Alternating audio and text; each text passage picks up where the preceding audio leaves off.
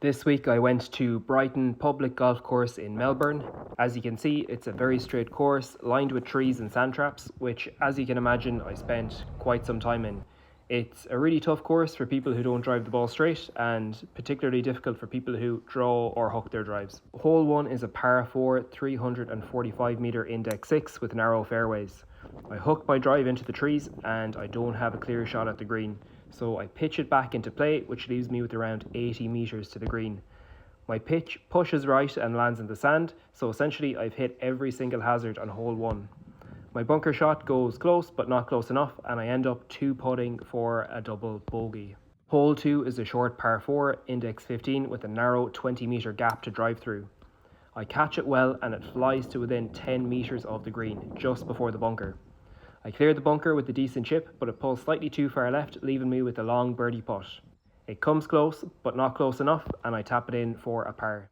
Hole 3 is a par 3 123 metre hole. I hit an 8-iron off the branch of a low-hanging tree that's just out of the camera line, so I don't even clear the tee box with my shot, but I actually hit a dinger and it lands within 5 metres of the hole, and I end up being really unlucky not to save par with my putt because it pulls up inches from the hole. Hole 4 also has some low-hanging branches, and I'm convinced I'm going to hit them. Thankfully I don't, but instead I pull my drive into the sand and I have to lay up for my third shot.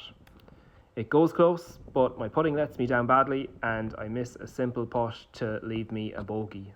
I'm on the 5th tee box now and I am absolutely raging with the last putt. I try to take out my frustration on the next drive, but I end up duffing it about 15 metres in front of me. But it only goes from bad to worse when I try to lay up and hit yet another low-hanging branch and progress approximately 10 metres. So I'm on my 4th shot and 180 metres from the green. I hit a 6-iron into the sand and my chip barely makes it out. I have a 15 metre putt which comes up way short, and I'm now sweating that I'm going to miss a triple bogey putt. It just rolls around the rim and in for a 7. Hole 6 is a par 3 130 metre hole. I flush my 8-iron as well as I have ever hit it, and it lands close and gives me a birdie chance to ease the pain of the last hole. Sickeningly, I miss it and end up with a par. Hole 7 is another short par 4, 231 metres. I hit a 3 hybrid and it lands short of the green. I use a 5-iron to hit a little pitch and run, but it doesn't run as much as I wanted to and I have to chip again. This chip doesn't quite catch the hill where I was hoping, and it tails off to the left, leaving me with a long par putt. I missed the par putt and I managed to scrape a bogey. Hole 8 is a par 3 156 metre hole. I hit a 7-iron and it catches the sand bunker and I have to chip it out. I don't manage to get any spin on it and it runs across the green, so I have to chip it back where it came from. The chip goes close and leaves me with a straightforward putt for bogey. Hole 9 is a par 5 484 metre hole. I stripe my drive about 270 metres straight down the fairway, so I decide to hit my 4-iron. It doesn't draw quite like I expected and I end up in the bushes, and basically all I can do from here is chip it back into play. I go for a flop shot off a terrible surface, but it comes off reasonably well and gives me a chance to save par. This putt was never on line, but it leaves me with a tap in for bogey. The Irish lads were done after the front 9 and I nearly went with them as well because this was a brutal round from my perspective. I was 10 over after 9 holes, 1 triple bogey, 1 bogey, 5 bogeys and only 2 pars. I'm about to tee off on 10 and 2 Aussie lads rock up and ask can they play with me on the back 9 because there's a big weight on the first tee box. So I have to explain to them that I'm recording my rounds so I can analyse my game so I can try and improve. I promise I won't slow them down and they're happy enough to play away. Hole 10 is a par 4, 324 metres, and I stripe my drive but it catches a tree leaf and loses some spin. It lands in a bunker about 150 metres from the green, so I hit a 7 from the sand and again I whack a tree branch and the ball just drops out of the sky. I'm still 100 metres from the hole and I hit a pitch and wedge to within putting range. It comes up short and I take a bogey on this hole. Hole 11 is a par 3, 157 metres. I hit an 8 because it looks closer in person, but it actually does come up short, so I have to chip from the fringes. I hit a decent chip, which leaves me a par putt, but it misses left and I take another bogey. Hole 12 is a par 4, 388 metre index 1. I smash this drive down the middle. I don't even hit a single tree along the way. This leaves me with a pitch and wedge to the green. I catch it well, and it leaves me with an opportunity for a rare birdie shot. It comes up short, but just barely, and I manage a par. It's a simple game when you hit the fairway. Hole 13 is a par 3, 135 metres, and I hit an 8 iron, and this one goes quite well. It gives me my second birdie putt in a row, but this too comes up short and I tap in the putt for another par.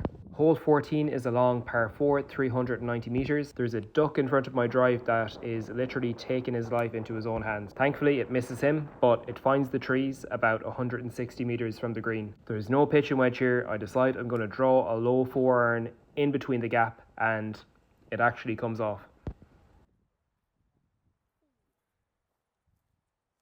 I have a long birdie putt, which comes up agonisingly short, and I end up taking another par. I was pretty happy with the outcome of this, especially from where it was. Hole 15 is a par 4, 365 metre. Here I pull my drive to the left and into the trees, and I basically have no choice but to lay up here. I flick this shot out of the trees and it catches a hill and rolls a decent way towards the green. I hit a nice chip shot towards the target, but it misses the par attempt and I end up taking a bogey. Hole 16 is a 341 metre par 4, and the tree line really does not suit me here. Thankfully, I get my drive up and over the tree line and it draws back into the fairway. I'm about 100 metres to the green. I hit a good pitch and wedge, but it comes up short. I chip from the edge of the green and it just misses the hole for what could have been a birdie. It leaves me with an easy tap in putt for par. Hole 17 is a par 3, 156 metre. This is 7 iron territory for me. Now I don't hit the best shot, but it lands on the green about 10 metres from the hole. I missed the birdie putt, but it comes close and I have another par on the back nine. Hole 18 is a short par 4, 326 metres, heading back towards the clubhouse. I hit a good drive down the middle and leave myself with about 70 to 80 metres to the hole. Sickeningly, I push my shot right and it lands in the bunker. The chip actually runs just past the hole and leaves me with a longish putt for par. At this point, myself and the Aussie lads are giving it loads and my concentration has completely gone here. I completely missed the par putt and the Aussie lads are just loving this. And to add insult to injury, I just missed the bogey putt as well and I end up with a double bogey to finish.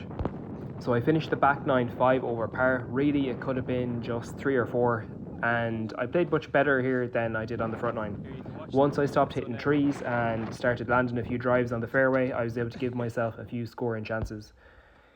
The front nine really did cost me, but I definitely learned a lot about golfing around low-hanging trees, and I will definitely be taking these lessons with me into the future.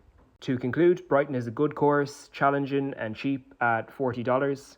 The greens are tough, there are lots of sand hazards, and the fairways are well kept. However, the tree lines make it difficult for drivers with left and right shot chips, and the tee boxes could do with a small bit more upkeep. It was pretty busy for a weekday, but it was very manageable and I would definitely play here again.